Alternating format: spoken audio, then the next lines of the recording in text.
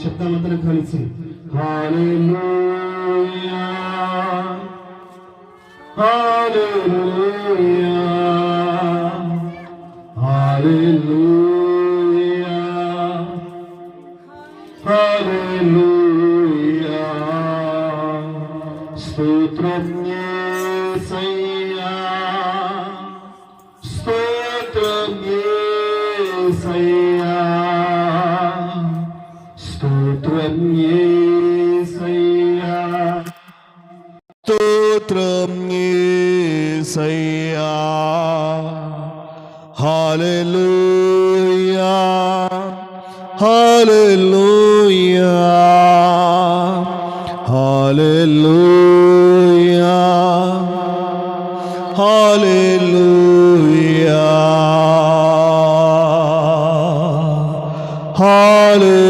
హల్లెలూయా స్తోత్రం పరిశుద్ధాత్ముడా స్తోత్రం పరిశుద్ధాత్ముడా స్తోత్రం పరిశుద్ధాత్ముడా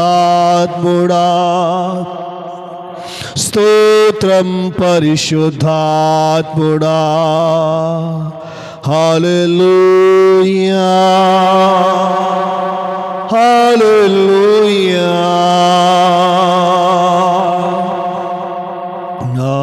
హల్లెలూయా హల్లెలూయా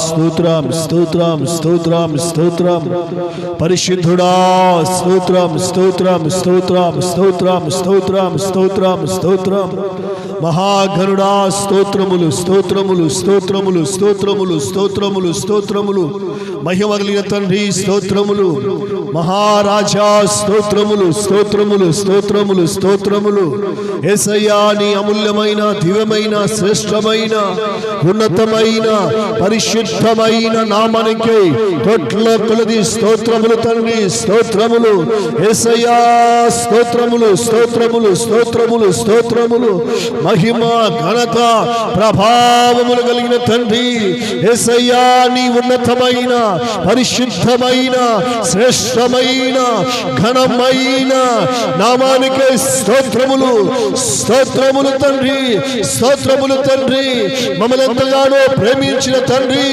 మా కొరకు ప్రాణం పెట్టిన తండ్రి మా కొరకు తిరిగి మూడవ దినమున లేచిన తండ్రి మా కొరకు పరలోకములో స్థలమును సిద్ధపరచడానికి వెళ్ళిన తండ్రి మా కొరకు మేఘారుడవై ఆర్భాటముతోను ప్రయాణకృత శబ్దముతోను త్వరగా రానయ్యున్న రాజా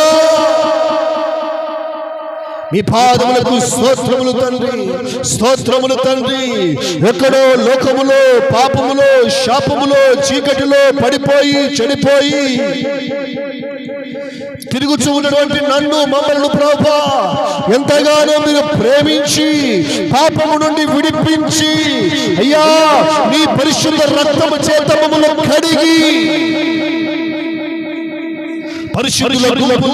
పరిశుద్ధుల సహవాసములో నీ నామాన్ని స్మరించుటకు స్తుతించుటకు ఆరాధించుటకు మీరు మాకు ఇచ్చిన గొప్ప భాగ్యాన్ని బట్టి స్తోత్రాలు. రాజులకు, అధికారులకు, భూపతులకు, చక్రవర్తులకు, ఐశ్వర్యవంతులకు, ధనవంతులకు లేని గొప్ప భాగ్యం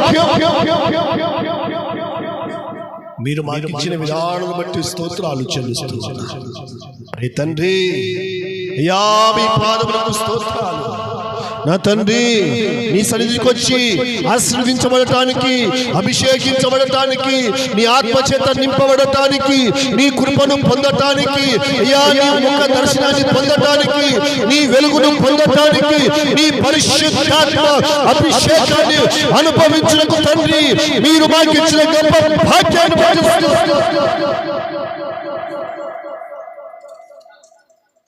అయ్యా గొప్ప నామానికి తండ్రి ఈ సమయంలో నీ మాటలు విన్నా, నీ పాదముల చెంత మీరే నైనా చేరవచ్చిన నాతో, మాతో, మా అందరితో మీరే మాట్లాడు అని మీరు మాట్లాడుతున్నప్పుడే రక్షణ, స్వస్థత, మీరు మాట్లాడుతున్నప్పుడే అద్భుత ఆశ్చర్యకార్యములు జరిగించుమని యేసయ్య పరిశుద్ధమైన నామములో ప్రార్థించి వేడుకుంటున్నాము తండ్రి. ఆమేన్, ఆమేన్.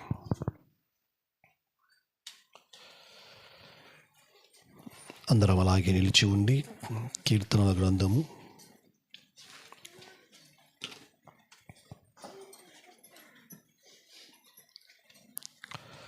113వ కీర్తన అందరం కలిసి ప్రభు సన్నిధిలో ఉత్తర ప్రత్యుత్తరంగా చదువుకుందాం. యెహోవాను స్తుతించుడి, యెహోవా సేవకులారా ఆయనను స్తుతించుడి, ఆయన నామమును స్తుతించుడి.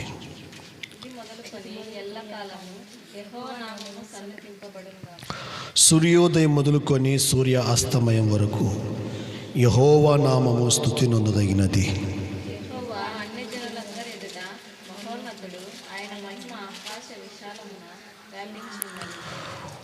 ఉన్నతమందు ఆసీనుడైయున్న మన దేవుడైన యెహోవాను పోలియున్నవాడు ఎవడు?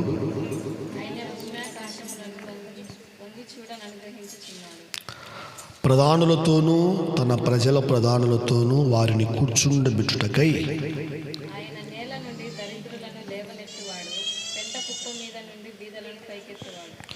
ఆయన సంతులేని దానిని ఇల్లాలుగాను కుమారుల సంతోషము గల తల్లిగాను చేయును. యెహోవాను స్తుతించుడి. ఆమేన్. అందరు కూర్చోండి.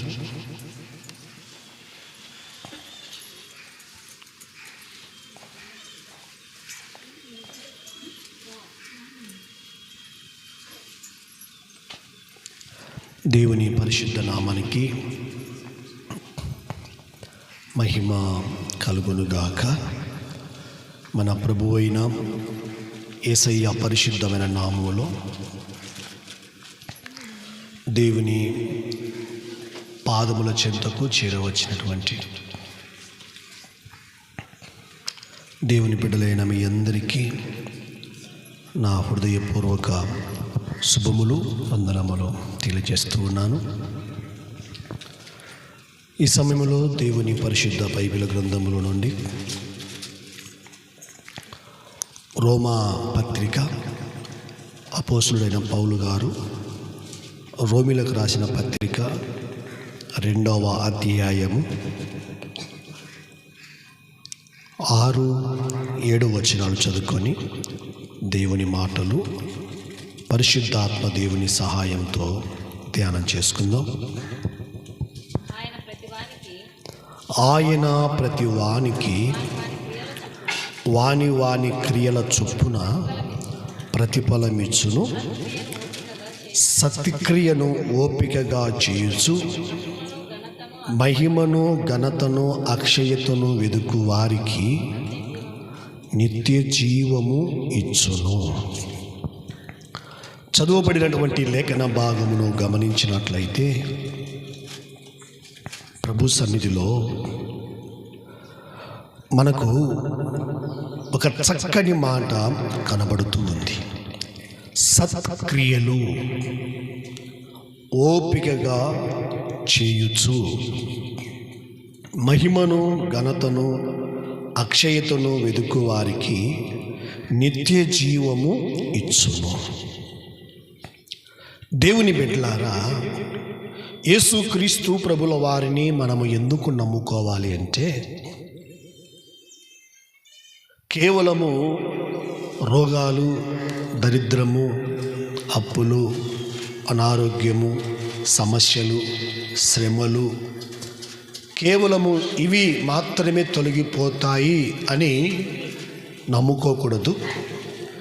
యేసుక్రీస్తు ప్రభుల వారిని మనం ఎందుకు నమ్ముకోవాలి అంటే బైబిల్ చెప్తూ ఉంది,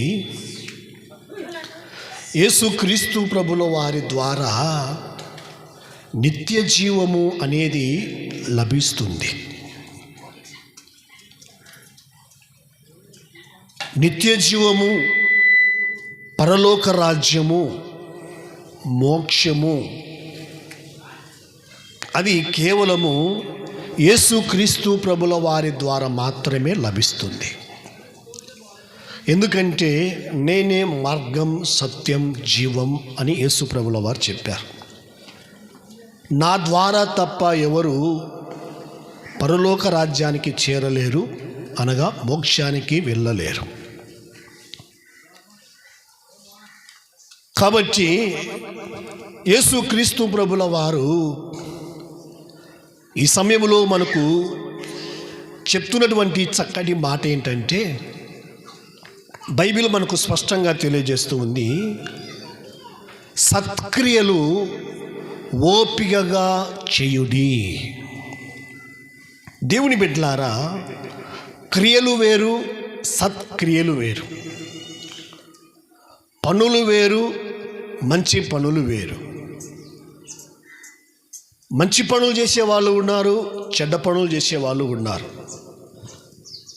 సత్క్రియలు చేసేవాళ్ళు ఉన్నారు, దుష్క్రియలు చేసేటువంటి వారు కూడా ఉన్నారు.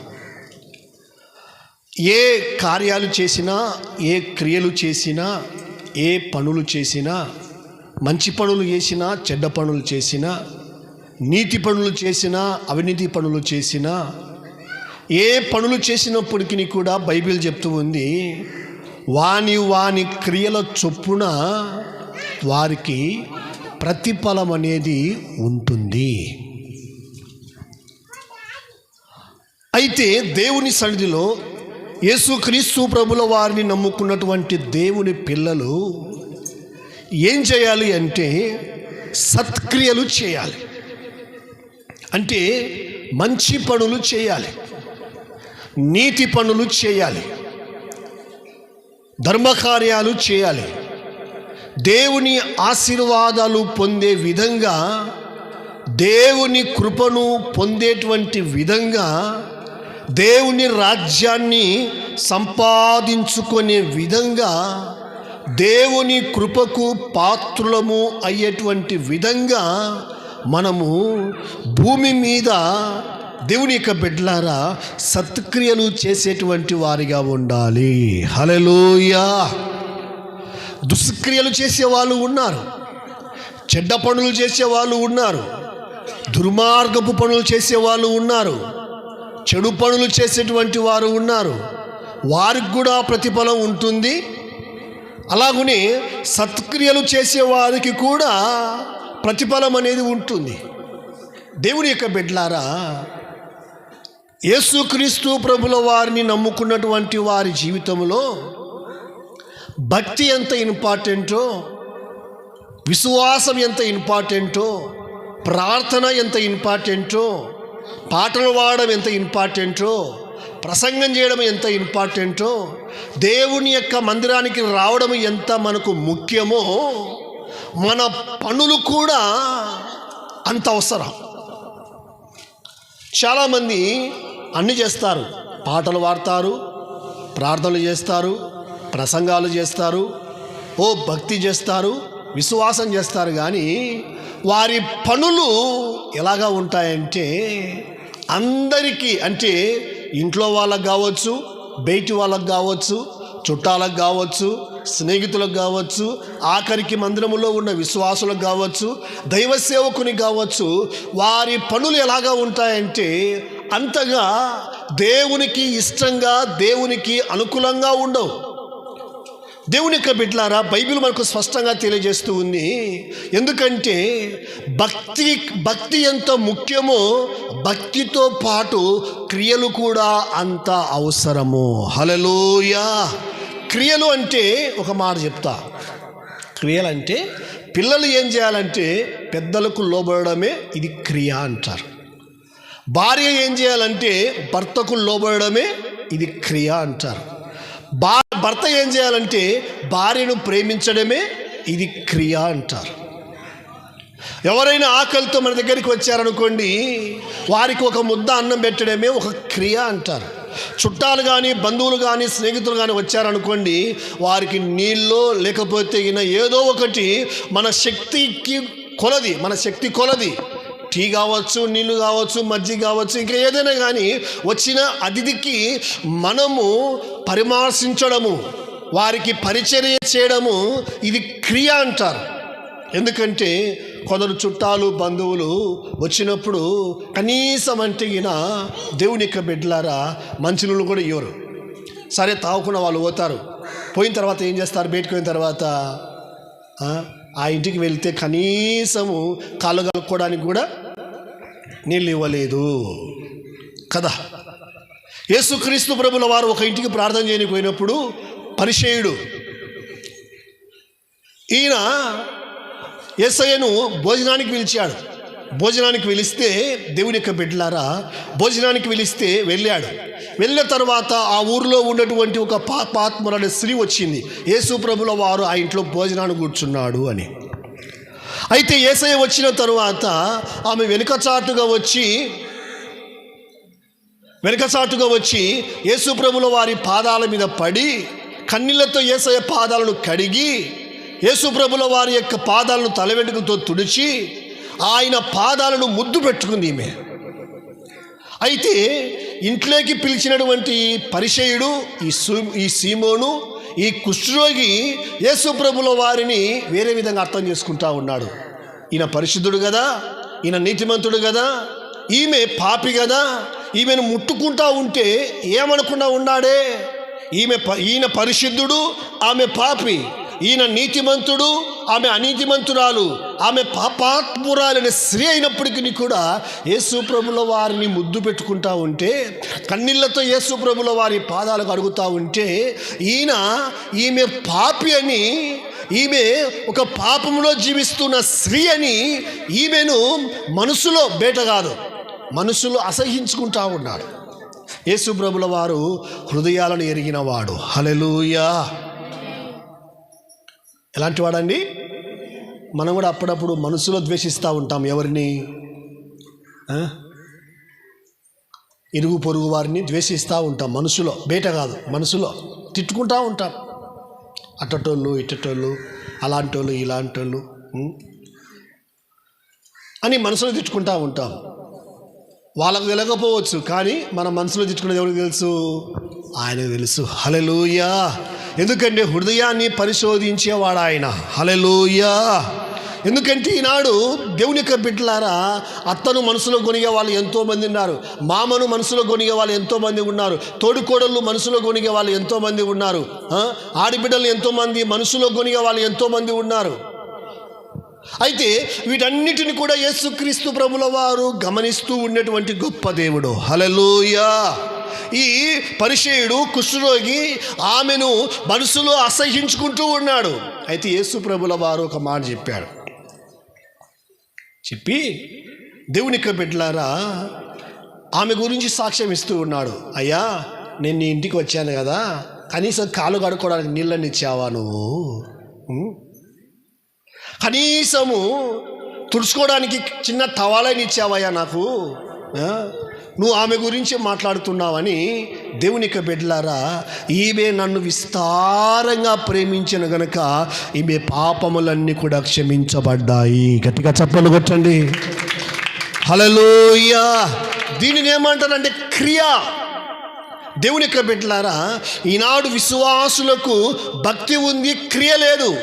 ప్రార్థన ఉంది, క్రియ లేదు. విశ్వాసం ఉంది, క్రియ లేదు. పాటలు పాడతారు, క్రియ లేదు. క్రియ అంటే నీ అందమంతయు గడ్డి పువ్వు లాంటిది, వాడిపోయి రాలును ఒక క్షణమందే, ఆత్మయే జీవింపచేయుచూ ఉన్నది, ఆరాధించు ఆత్మతో ఆత్మైన దేవుని. హల్లెలూయా. పాటలో ఉన్న సత్యం ఏంటి? నీ అందమంతయు గడ్డి పువ్వు లాంటిదని ఒక అక్క స్టేజ్ మీద వాడుతూ ఉందంట. ఎక్కడండి? స్టేజీ మీద.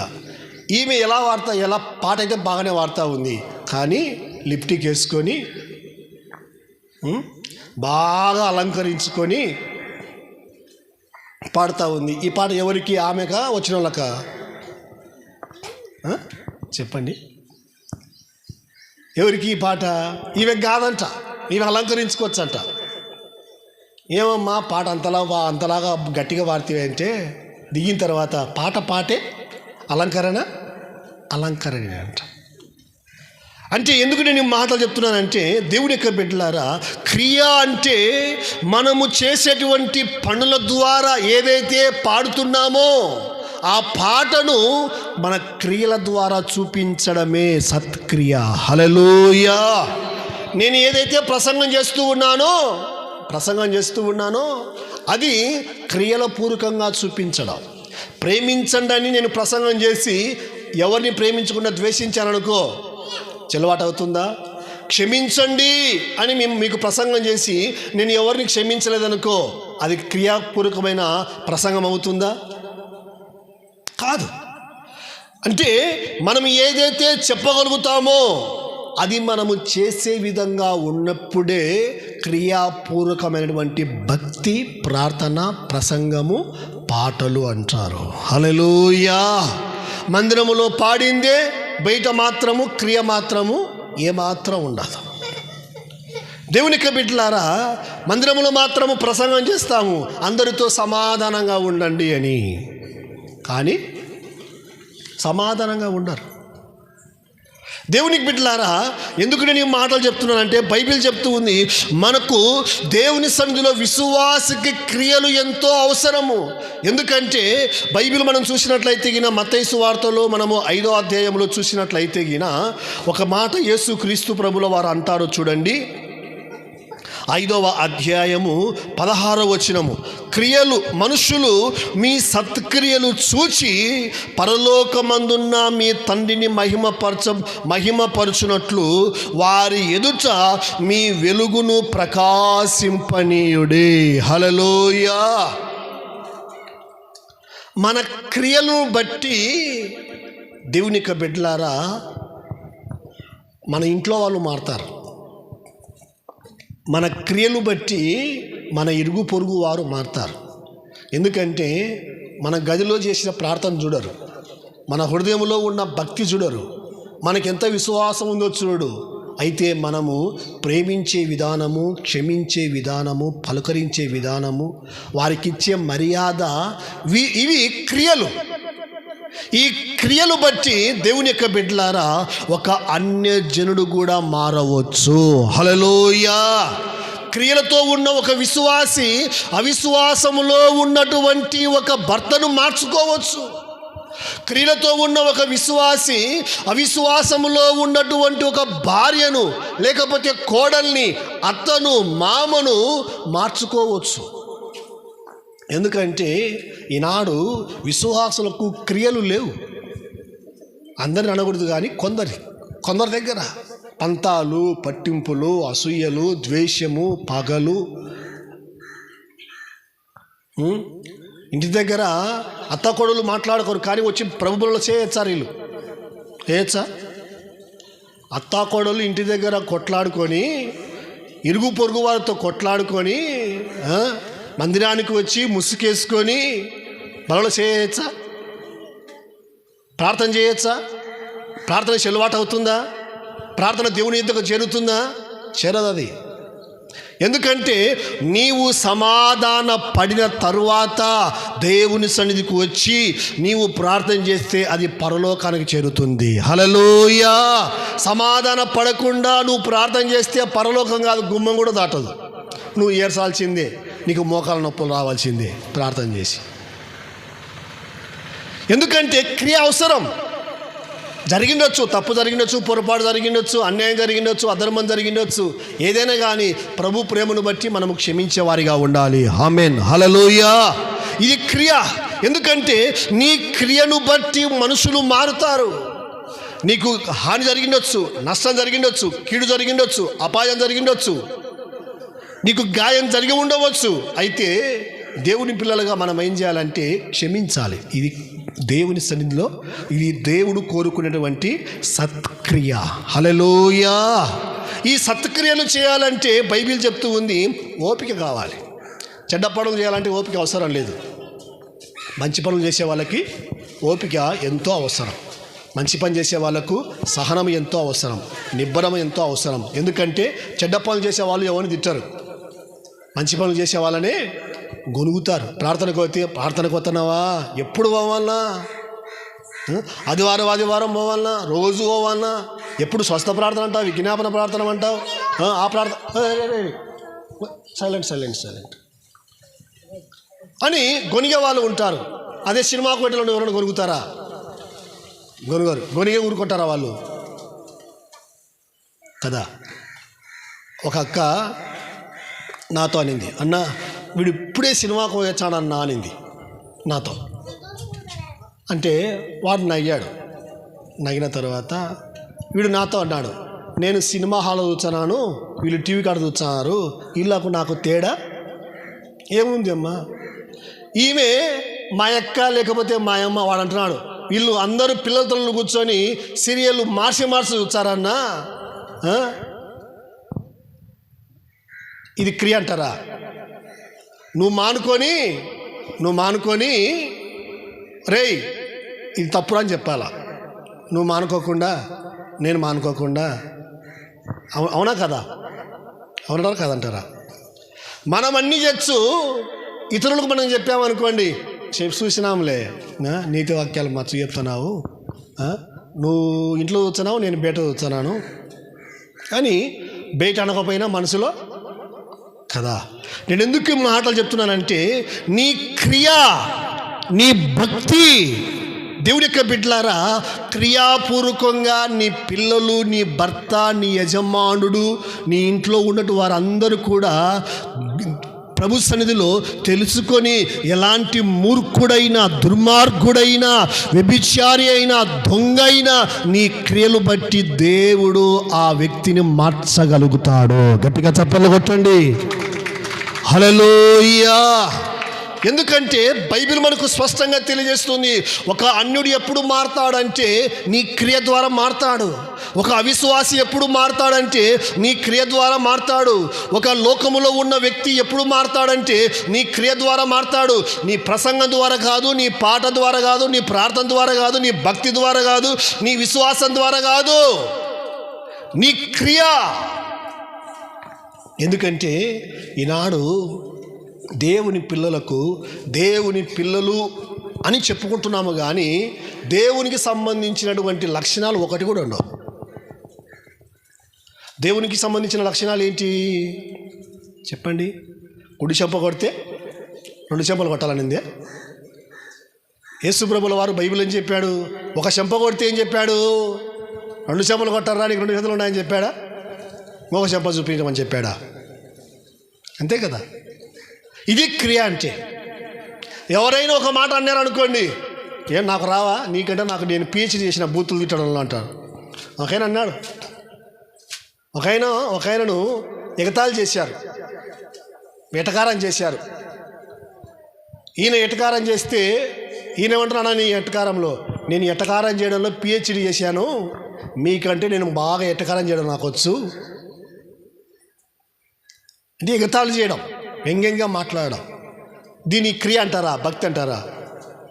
మళ్ళీ ప్రసంగం మాత్రం బ్రహ్మాండంగా చేసింది. దేవుడి యొక్క బిడ్డలారా, బైబిల్ మనకు స్పష్టంగా చెప్పేటువంటి మాట ఏమిటంటే, చూడండి, యాకోబు రాసిన పత్రికలో మనం చూసినట్లయితే బైబిల్ మనకు స్పష్టంగా తెలియజేస్తూ ఉంది. యాకోబు రాసిన పత్రికలో 2వ అధ్యాయములో మనం చూసినట్లయితే 25-26 వచనాలు. రాహాబు అటువలనే రాహాబు వేశ్య కూడా దూతలను చేర్చుకొని వేరొక మార్గమున వారిని వెలుపలికి పంపివేసినప్పుడు క్రియల మూలముగా నీతిమంతురాలని ఎంచబడెను కదా. ప్రాణము లేని శరీరము ఎలాగో మృతమో అలాగే క్రియలు లేని విశ్వాసము ఏంటంట? క్రియలు లేకపోతే విశ్వాసం ఏంటి, ఎలాంటిదంట? మృతమంట. మృతం అంటే వేస్ట్. నీ విశ్వాసము వేస్ట్ క్రియలు లేకపోతే, నీ భక్తి వేస్ట్ క్రియలు లేకపోతే, నీ ప్రార్థన వేస్ట్ క్రియలు లేకపోతే. క్రియ అనేది దేవుని యొక్క బిడ్డలారా మనము ఓపికతో చేసేటువంటి వారిగా ఉండాలి.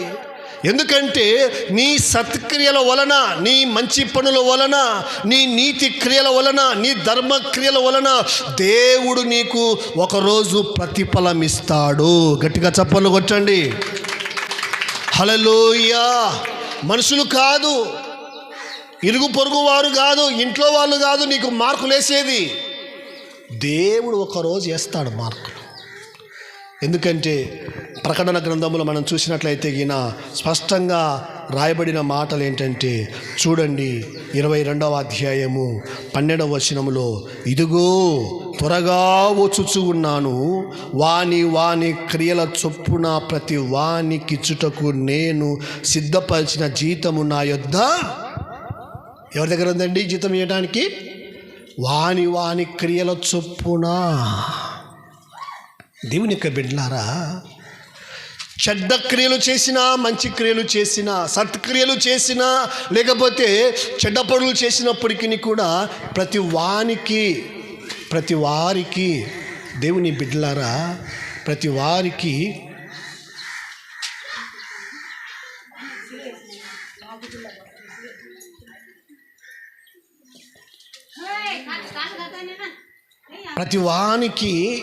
దేవుడు జీతం ఇవ్వటానికి ఆయన జీతాన్ని సిద్ధపరిచి ఉంచాడు. హల్లెలూయా, హల్లెలూయా. ఎందుకంటే మనం ప్రభువుని నమ్ముకున్నాం. మన హృదయంలో ఉన్న భక్తి, ప్రార్థన, విశ్వాసము ఎవరు చూడరు, కానీ మన క్రియలు గమనిస్తూ ఉంటారు. అమ్మా చాలా పద్ధతిగా, చాలా విధేయత కలిగి, చాలా పరిశుద్ధంగా జీవిస్తూ ఉంటుంది అని 10 మంది నీ గురించి మాట్లాడుకొని బ్రతుకుతే ఇలా బ్రతకాలి దేవుని బిడ్డగా. హల్లెలూయా, హల్లెలూయా. ఒక పెద్ద నాతో అన్నాడు, అన్నా మా కోడలు మందిరానికి వచ్చింది కానీ కొంచెం కూడా మార్పే లేదన్నా, వేస్ట్, అందుకే మందిరానికే మానిపించినా అని చెప్పాడు. నువ్వు మందిరానికి పోయినప్పుడు బాగుపడకపోతే ఇంక పోతే బాగుపడతావుగా. మందిరానికి పోయినప్పుడు నువ్వు మారు మనసు పొందకపోతే ఎక్కడ పోతే మారు మనసు పొందుకుంటావు నువ్వు? కాబట్టి దేవునికి అవమానం తల్లి, మందిరానికి అవమానం అన్నాడు పెద్దయిన.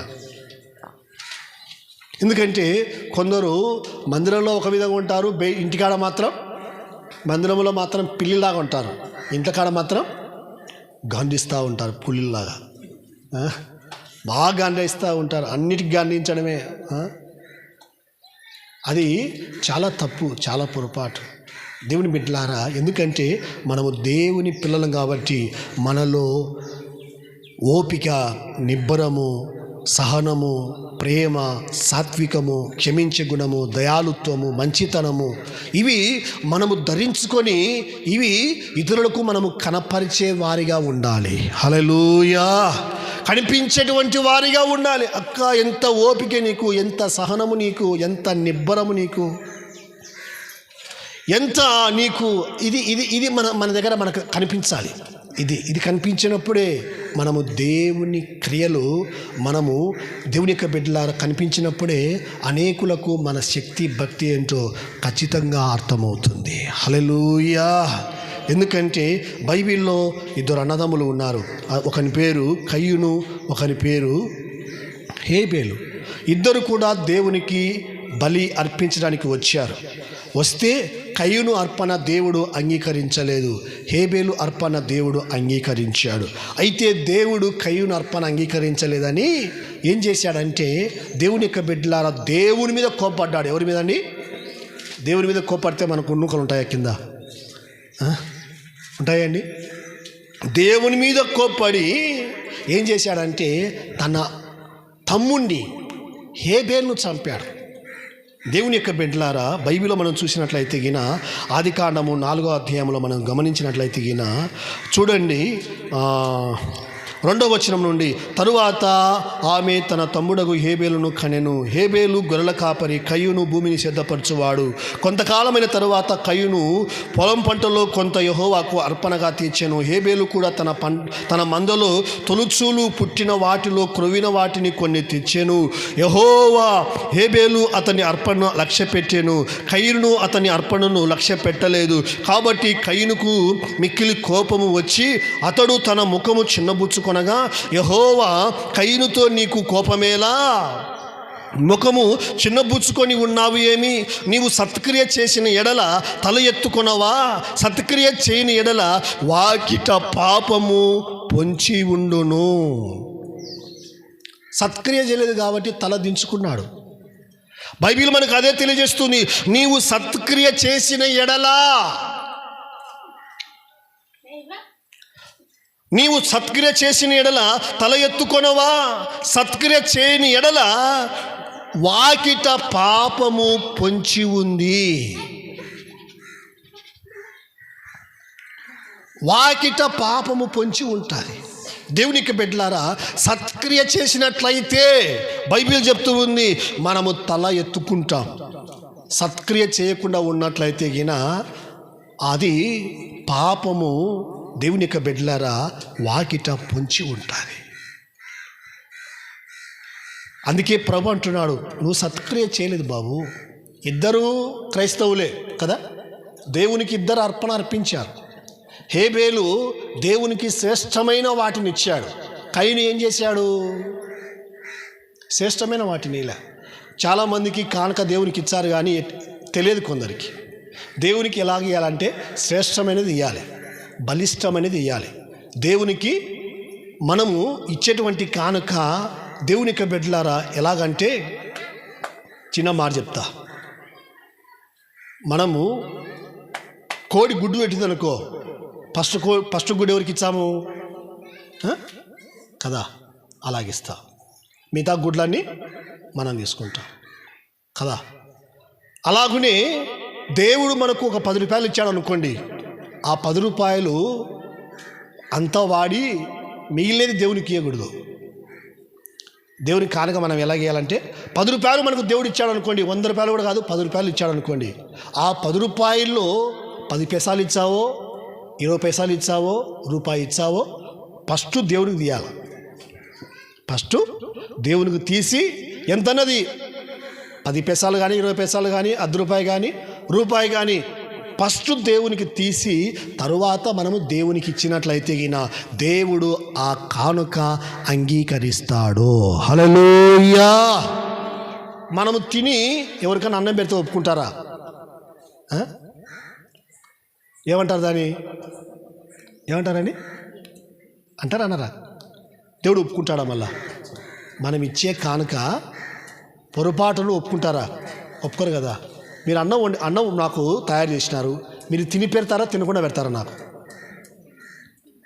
సేవకుడు తినాలా కాబట్టి సేవకుడు తిన్న తర్వాత మేము తినాలని మనం అనుకుంటాం కదా. అది ఎంత మనకు తెలుసో మనం ఇచ్చే కానుక కూడా ఎలాగ ఉండాలా? ఫస్ట్ దేవునికి ఎంత అండి, దేవుని పరిచర్యకు మనం ఎలాగైనా దేవుని పిల్లలు కాబట్టి మీరు చెప్పినా ఇస్తారు, చెప్పకపోయినా ఇస్తాం. మనం ఎలాగైనా ఇస్తాం. ఎందుకంటే దేవుని సేవ జరగటానికి, దేవుని పరిచర్య జరగటానికి దేవుడు మనకిచ్చిన దాంట్లో ఎంతో కొంత దేవుడు మనకు ప్రేరేపించిన కొలది, 1000 కాదు, లక్షలు కాదు, కానీ దేవుడు మనకిచ్చిన దాంట్లో మనం ఎలాగైనా ఇవ్వగలుగుతూ ఉన్నాం. అయితే ఇచ్చే విధానం ఏంటంటే, కయ్యూను ఇచ్చాడు, హేబేలు ఇచ్చాడు. ఇద్దరు కూడా సమర్పించారు, ఇద్దరు కూడా దేవుని దగ్గరికి వచ్చారు. అయితే హేబేలు అర్పణ దేవుడు ఎందుకు అంగీకరించాడు, కయ్యూను అర్పణ ఎందుకు దేవుడు అంగీకరించలేకపోయాడంటే లోపం ఇది. ఎందుకు చాలామంది దేవునికి ఇచ్చి కూడా దీవించబడరు, దేవునికి సమర్పించి కూడా దీవించబడరు, దేవునికి సమర్పించి కూడా ఆశీర్వాదాలు పొందలేరు, దేవునికి సమర్పించి కూడా అప్పులు పోవు, రోగాలు పోవు, దరిద్రం పోవు, పెదరిక పోవు. ఎందుకు పోవు అంటే వీళ్ళు చేసే పని ఏంటంటే, దేవుడు 100 రూపాయలు ఇచ్చారనుకోండి, అరే కుర్కూర కొనుక్కోపోరా అని వానికి 10 రూపాయలు ఇచ్చారు. 100 రూపాయలు ఇచ్చారనుకోండి, రే సంత కొనుక్కరాపోరా, టీ పొడి కొనుక్కరాపోరా అని వాళ్ళు ఇచ్చారు. లేకపోతే కూరగాయలు కొనుక్కరాపోరా అంటారు. లాస్ట్కు మిగిలిన తర్వాత దేవునికి మనము అలా చేయొచ్చా? పొరపాటు కూడా చేయకూడదు. నేనైనా మీరైనా దేవుని సన్నిధిలో ఏం చేయాలంటే మొదట మనము దేవునికి సమర్పించినట్లయితే గిన దేవుడు మన క్రియలు చూస్తూ ఉన్న దేవుడు. హల్లెలూయా. ఎందుకంటే ఈ ఈ ఈ సమర్పించేటువంటి విధానము తెలియక ఎంతోమంది నేను దేవునికి అంత ఇచ్చాను ఇంత ఇచ్చాను గొప్పగా చెప్పుకుంటారు, కానీ వాడిన తర్వాత ఇస్తే దేవుడు ఒప్పుకుంటాడా? పొరపాటు కూడా ఒప్పుకోడు. ఎందుకంటే దేవునికి శ్రేష్టమైన సమర్పణ మనము సమర్పించాలి. హల్లెలూయా.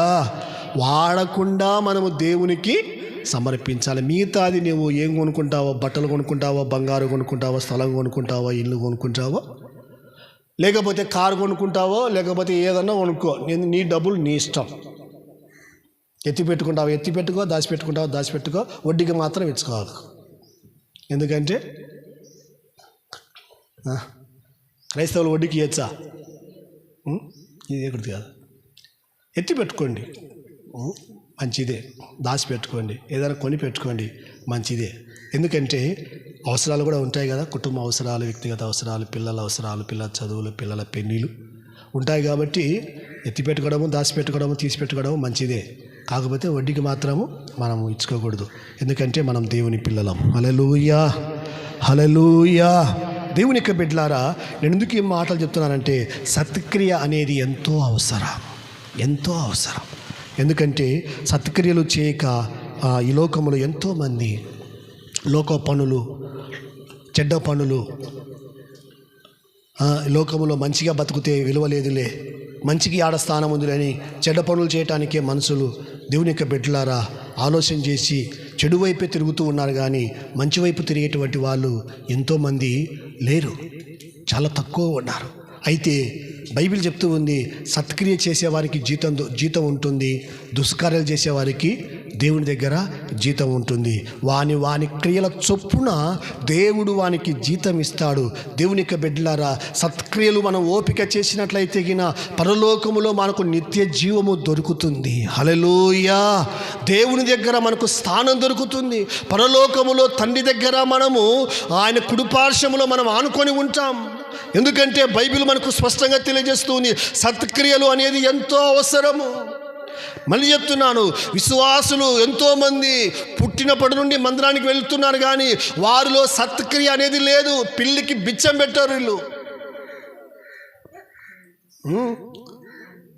పిల్లికి బిచ్చం పెట్టారు.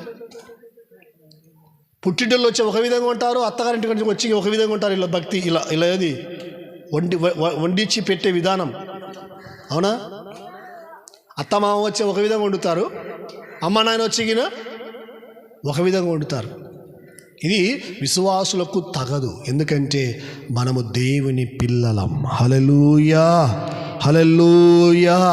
బైబిల్ చెప్పే మాట ఏంటంటే శత్రువులను ప్రేమించండి అని చెప్పింది. హల్లెలూయా. ద్వేషించండి అని కాదు. చాలామంది ద్వేషిస్తారు శత్రువులను. రాని ఆ గుమ్మం కడుకు రాని వాని, ఎవరు రామని చెప్పారు వాని? అదే మనకు నేర్పించిన భక్తి, ప్రార్థన. శత్రువైనా మనము ప్రేమించాలి, క్షమించాలి, చేర్చుకోవాలి, వారిని కనికరించాలి. ఎందుకంటే మన దేవుడు ఎవరిని ద్వేషించలేదు, ఆయన ప్రతి ఒక్కరిని కూడా ప్రేమించిన దేవుడు. హల్లెలూయా. ఎందుకంటే ఆయన ప్రేమనే పంచాడు, కానీ ద్వేషాన్ని ఈ లోకములో పంచలేదు. ప్రేమనే విత్తాడు, కానీ ద్వేషాన్ని ఆయన ఎక్కడ విత్తలేదు. ఎందుకంటే మనం ఆరాధిస్తున్న యేసుక్రీస్తు ప్రభుల వారు ప్రేమగల దేవుడు, కనికరమగల దేవుడు, జాలిగల దేవుడు. మనం చేసే భక్తికి ప్రతిఫలం ఉండాలి, మనం చేసే ప్రార్థనకు ప్రతిఫలం ఉండాలి, మనం చేసేటువంటి ప్రసంగానికి ప్రతిఫలం ఉండాలి. ఎందుకంటే దీని వెనక క్రియ అనేది ఎంతో అవసరం. కాబట్టి దేవుని యొక్క బిడ్డలారా, రాహాబు స్త్రీ బైబిల్లో రాయబడి ఉంది కదా, రాహాబు స్త్రీ వేగుల వారిని అనగా దైవ సేవకులను ఇంట్లో చేర్చుకొని ఎరుకో పట్టణంలో ఉన్న వారికి అప్పగించకుండా దాచిపెట్టింది. ఎందుకంటే ఇది చాలా డేంజర్తో కూడుకున్న పని. ఎందుకంటే ఇశ్రాయేలు ప్రజలు ముట్టడి చేయడానికి వచ్చారు ఎరుకో పట్టణాన్ని. ఎరుకో ప్రజలు వారిని పట్టుకోవడానికి వచ్చినప్పుడు ఈ రాహాబు స్త్రీ దేవసేవకులను ఇంట్లో దాచిపెట్టింది, మేడగది పైన దాచిపెట్టింది. ఈ మంచి పని చేసిన ఈమె సేవకులను ఇంట్లో చేర్చుకున్న ఈమె, సేవకులను శత్రువులకు అప్పగించకుండా దాచిపెట్టి ఈమె కుటుంబానికి యేసుక్రీస్తు ప్రభుల వారు రక్షణ ప్రసాదించాడు. హల్లెలూయా. ఇలా అమ్మకు, నాన్నకు, అక్కకు, చెల్లికి, అన్నదమ్ములకు అందరికీ ఎరుకో పట్టణం అంతా కూడా నాశనం అవుతూ ఉన్నప్పుడు, దేవుడు ముట్టడి చేసినప్పుడు ఈమె కుటుంబాన్ని దేవుడు ఎందుకు రక్షించాడంటే ఈమె చేసిన మంచి పని ఏంటంటే దైవ సేవకులను ఇంట్లోకి చేర్చుకుంది. హల్లెలూయా. దైవ సేవకులను ఇంట్లో చేర్చుకోవడమే మంచి పని, మంచి క్రియ. దైవ సేవకులకు ఒక గ్లాసు నీళ్ళు ఇవ్వడమే ఒక మంచి క్రియ. అంతే. ఎందుకంటే భూమి మీద ఎక్కడ మంచి పనులు ఏమాత్రం కనిపించవు. ప్రతి దాంట్లో కల్తీ కనపడుతుంది. పాలు అమ్మేవాళ్ళు కల్తీ పాలు అమ్ముతారా, మంచి పాలు అమ్ముతారా? వాళ్ళు కల్తీ పాలు అంటే ఎన్ని నీళ్ళు వచ్చారు, పావు లీటరు పాలల్లో ఎన్ని నీళ్ళు వచ్చారో వాళ్ళకే తెలియదు కదా. మా ఇంటికి పాలు అమ్మనికి వచ్చాడు ఆయన. అమ్మనికి వచ్చి మాకు పాలు పోసి మా ఇంట్లో నీళ్ళు అడుగుతాడు. ఎందుకంటే నీళ్ళలో పాలలో కలపనికి అంటాడు. మేము మీకు కాదు లెక్క అంటాడు. మా కాడికి వచ్చినప్పుడు ఆ ఇంటి కాడ కలుపుకొచ్చాడా, కలుపుకోరాడా? అట్లా ఉంటుంది అన్నమాట. ఇది వ్యాపారంలో అంత బయట మోసం. ఒక పాల వ్యాపారమే కాదు, ప్రతి చోట రకరకాలుగా సంతకు పరిగెత్తాం కదా. సంతలో ఉన్న కూరగాయలు ఒక తూకం ఉంటుంది, అంగట్లో కొడుకున్న తూకం ఒక విధంగా ఉంటుంది. మీకు తెలుసో తెలీదో?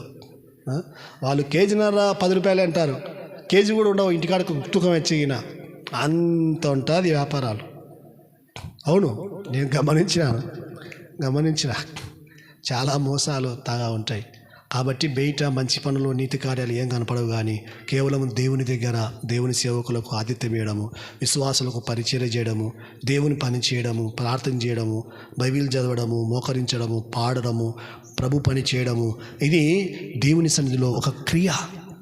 దీనికి మనం ఖచ్చితంగా దేవుడు ఒకరోజు ప్రతిఫలము మన జీవితంలో ఖచ్చితంగా ఇస్తాడు. హల్లెలూయా. ఖచ్చితంగా ఇస్తాడు. ఎందుకంటే మంచి పనులు చేసేటప్పుడు ఆటంకాలు ఎన్నో ఉంటాయని చెప్పాను కదా, ఖచ్చితంగా జరుగుతూ ఉంటాయి. ఒకరోజు మొన్న క్రిస్మస్ జరిగింది కదా కోయిలకుంట్లలో. క్రిస్మస్ జరిగిన తర్వాత వచ్చిన వాళ్ళకి అందరికీ చికెన్ చేశాను. చికెన్ చేస్తే 20 కేజీలు, దాదాపుగా 22 కేజీలు తెచ్చాను. చేసిన తర్వాత ఎవరో అన్నారంట, ఇది చికెనా అన్నారంట. వండితే అర్థమవుతుంది 20 కేజీలు, తింటే అట్లా అర్థమవుతుంది నీకు, అంతే కదా. 1 కేజీ వండడానికే నీకు చెమటలు కారుతాయి ఇంట్లో. అలాంటిది ఏదో విశ్వాసులు, భక్తులు, పరిచయం చేయాలని ఆశ కలిగిన వాళ్ళు ముందు వచ్చి ప్రార్థన కంటే 1 గంట ముందు వచ్చి మసాలా గసాలా అన్నీ సిద్ధపరిచి వంట చేసి ఏదో వాళ్ళ శక్తి కొలది వాళ్ళకు వచ్చిన కొలది చేశారు. ప్రార్థనకు వచ్చాము, ఒక ముద్దన్నం పెట్టారు, తిన్నాం, వెళ్ళామా తిన్నామా వచ్చామని ఉండాలి. కానీ పేర్లు పెడితే అది మన ఇంట్లో కాదు కదా. ఈ విషయము ఆకు తెలిసింది. ఎవరికి? వండినేమకు తెలిసింది. ఆమె వండుతుందా? మళ్ళా చెప్పండి, వండుతుందా? నేను చెప్పాను. ఎందుకంటే ఈయన వాళ్ళకు తెలియదు, ఏదో తెలియకన్నారులేమ్మా, మనం దేవుని పిల్లలము, మనం క్షమించాలా, ప్రేమించాలా, గౌరవించాలా, ఏం కాదు అంటే సర్లేనా. ఎందుకంటే ఈమె మంచి పని చేసింది. మందిరంలో అంతమందికి అన్నం వండడము, అంతమందికి చికెన్ వండడము, మళ్ళీ వడ్డీయడము, తిన్న తర్వాత ఇస్తలు ఎత్తేయడము, అది మంచి పని కదా. లాస్ట్కు వడ్డించిన వాళ్ళకి ఏమి ఉండదు, మార్చెక్కువ ఉంటుంది లాస్ట్ ఒకసారి కదా, మార్చెక్కువ ఉంటుంది. కాబట్టి దేవుని పని చేసే వాళ్ళకు ఇంకా సూటిపోటి మాటలు జరుగుతూ ఉంటాయి. ఎందుకు జరుగుతాయంటే వాళ్ళు మానుకోవాలని. మానుకుంటే నష్టం ఎవరికి? దేవునికే, మనకే. ఈ దుష్టుడు చేసే ప్లాన్ అనమాట. ఒక మంచి పని చేసేటప్పుడు ఏం చేస్తాయంటే ఆటంకాలు జరుగుతాయి. ఆటంకాలు జరిగినప్పుడు మనం ఏం చేయాలంటే ఓపికతో సరేలే అనుకుంటే మనలే, ఏమన్నా అనుకని వాళ్ళ ఇష్టం అన్నీ దేవుడు తెలుసులే అని మనం చేసే పని మంచి పని, మనం చేసే పని దేవుని పని, దేవుని సేవ, దేవుని పని, దేవుని పరిచర్య. ఒక అక్క అనేదంట, అన్న కానుక కోసం వచ్చాడు ఈ ఊరికి అన్నాడంట. 2 వారాలకే బైక్ కింద పడింది ఆమె భర్త. పొరపాటు కదా. దేవుని పని చేయడానికి దేవుని సేవకులు వచ్చారు, కానీ డబ్బుల కోసం వచ్చి మాకు రాదు పని చేయడానికి. వచ్చాదా రాదా? మీకంటే కనీసం అంటే మేము ఒక చిన్న పని ఏదో ఒకటి చేయలేమా? మీరు మంట పని చేస్తే మేము కనీసం అంటే సలిక పని చేయలేమా? చేయలేమా? అది పొరపాటు. ఎందుకంటే వాళ్ళని అనుకొని మేము మనసు గాయపడినామనుకో మచ్చలు అనేవాళ్ళు మచ్చలు కొంటారు. అలా అనుకొని మేము మనసులు గాయపడినామనుకో సేవ ఆగదు, సేవ ఆగదు. కానీ నేను పోగొట్టుకుంటా సేవ. కాబట్టి మంచి పని చేసేటప్పుడు, దేవుని పని చేసేటప్పుడు, దేవుని సేవ చేసేటప్పుడు, దేవుని పనిలో పాలపంపులు పొందేటప్పుడు ఎన్నో విధాలుగా సూటిపోటి మాటలు వచ్చినప్పుడు మనం ఏం చేయాలంటే ఓర్చుకొని సహించుకొని దేవుని బిడ్డలుగా మనం ముందుకు సాగాలి. ఎందుకంటే యేసుక్రీస్తు ప్రభుల వారు ఈ లోకానికి వచ్చి కలవరి శిలువలో ప్రాణం పెట్టి రక్తం కార్చి గాయాలు పొంది నలిగిపోయి కరిగిపోయి ఇరిగిపోయాడు. కానీ ఆయన ఒక మాట కూడా బదులు పలకలేదు. ఎందుకంటే మన దేవుడు గొప్పవాడు. హల్లెలూయా. ఉమ్మి వేసినా సహించాడు, కొట్టినా సహించాడు, తిట్టినా సహించాడు, కొడాలతో కొట్టినా సహించాడు. ఎన్ని చేసినా కూడా యేసు ప్రభుల వారు ఎందుకోసం సహించాడంటే ఆయన భూమికి మంచి పనులు చేయడానికి వచ్చాడు కానీ చెడ్డ పనులు చేయడానికి రాలేదు. సత్క్రియలు జరిగించడానికి వచ్చాడు కానీ దుష్కార్యాలు చేయడానికి యేసు ప్రభు రాలేదు. పాపిని మార్చడానికి వచ్చాడు, వ్యభిచారిని మార్చడానికి వచ్చాడు, దొంగను మార్చడానికి వచ్చాడు, వేశ్యను మార్చడానికి వచ్చాడు, దరిద్రుని ధనవంతుని చేయడానికి వచ్చాడు, రోగిని ఆరోగ్యంగా ఉండడానికి ఆరోగ్యంగా మార్చడానికి వచ్చాడు, చెడిపోయిన వారిని చేరదీర్చడానికి వచ్చాడు యేసు ప్రభు. కాబట్టి భూమికి ఆ యేసు ప్రభుల వారు మన కోసం ఎందుకోసం వచ్చాడంటే ఆయన సత్క్రియలు చేయటానికి వచ్చాడు. హల్లెలూయా. దుర్మార్గపు పనులు చేయడానికి రాలేదు, చెడును పురికొల్పడానికి యేసు ప్రభు రాలేదు, పాపము చేయండి అని పాపము చేసే వారిని ప్రేరేపించడానికి యేసు ప్రభు రాలేదు. పాపములో ఉన్న వారిని పాపము నుండి, శాపము నుండి, వ్యభిచారం నుండి, దొంగతనము నుండి, దుర్మార్గము నుండి, పేదరికము నుండి, అప్పు నుండి, ఈ భయంకరమైనటువంటి వ్యాధి రోగము నుండి విడిపించి యేసయ్య రక్తము చేత కడిగి నిన్ను నన్ను కొనటానికి లోకానికి యేసు ప్రభు వచ్చాడు. హల్లెలూయా. అందుకే యేసు ప్రభుల వారికి ఎన్నో ఆటంకాలు, ఎన్నో అంతరాయాలు. ఎక్కడికి పోయినా యేసు ప్రభును రాళ్ళతో కొట్టడానికి వచ్చారు, ఎక్కడికి పోయినా యేసు ప్రభుల వారిని బంధించడానికి వచ్చారు, ఎక్కడ పోయినా యేసు ప్రభుల వారిని రకరకాలుగా హేళన ఎగతాళి చేసే వాళ్ళు వచ్చారు. యేసు ప్రభుల వారిని శిలువలో వేలాడుతున్నప్పుడు ప్రక్కలో బల్లెం పొడిచారు. యేసు ప్రభు దగ్గరికి వచ్చి నువ్వు దేవుని కుమారుడు కదా, శిలువ దిగిరా, నువ్వు దేవుని కుమారుడు అయితే అని రకరకాలుగా మాట్లాడారు. అయితే వారందరిని బట్టి యేసు ప్రభుల వారు ఏమీ ఆలోచించలేదు కానీ ఆయన తండ్రి చిత్తాన్ని జరిగించడానికి ఈ లోకానికి వచ్చాడు. హల్లెలూయా. ఎందుకంటే యేసు ప్రభుల వారు ప్రేమగల దేవుడు కాబట్టి ప్రేమనే పంచాడు. పాపము లేనివాడు కాబట్టి పాపము చేస్తే ఇలా ఉంటుందని పరిశుద్ధత గురించి యేసు ప్రభుల వారు చెప్పాడు. ఆయన చేసిన పని సత్క్రియలు, మంచి పని. ఇది అందరికీ కూడా విమడకపోవచ్చు కానీ ఖచ్చితంగా కొందరికైనా ఈ భక్తి, ఈ శక్తి, ఈ ప్రార్థన, ఈ సత్క్రియలు ఖచ్చితంగా భూలోకములో విస్తరిస్తాయి. హల్లెలూయా. దేవుడి మాటలు మన హృదయంలో దీవించునుగాక. మోకరించండి, ప్రార్థనలో ఏకీపించండి.